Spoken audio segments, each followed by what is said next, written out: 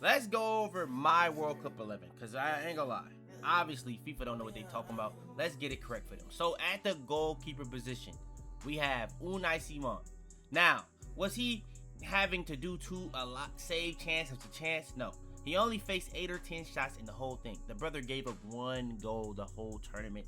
The brother broke a record for the least amount of goals in a World Cup, the most goals in a row with a clean sheet.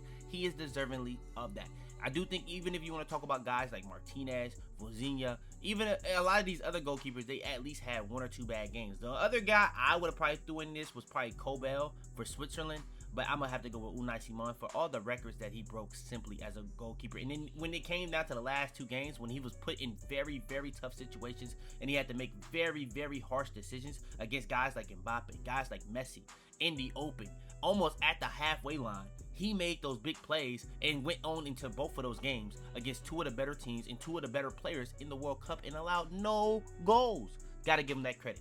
Next, we got the back line, Pedro Porro. I do think he was pretty inconsistent, but who in the world is his competition? When you think about the big moments for Spain, Pedro Porro was at the center of it. Kubarsi, I believe he was the best center back at the World Cup, but I do think before the France-Spain game, I had Upamecano by far. But what Kubarsi did to Mbappe, you cannot really tell me any otherwise. But when it comes to the best defender at the World Cup, when you think about the best playing player, in my opinion, at the World Cup, I think it was Cucurella. When you think about the final and what he did to Messi genuinely couldn't do anything for majority of the game. And then usually when they lose the lead or when they're trailing, you see Messi start going. He had a couple passes at the end, but Cucurella pretty much showed him no grace. Then in the midfield, we have Rodri and Enzo. I think Rodri was the best midfielder, obviously, at the World Cup. Enzo with the big moments that he gave Argentina, you had to give it to him. And then we have the wingers and the 10. Bellingham down the slot. I'm not the biggest Bellingham guy, but you cannot act like what Bellingham was doing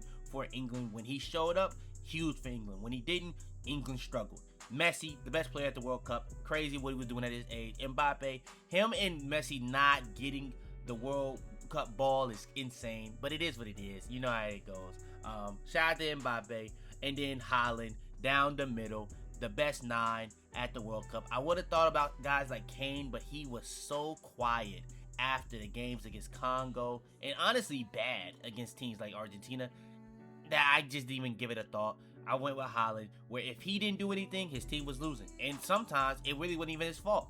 But yeah, that's my World Cup 11.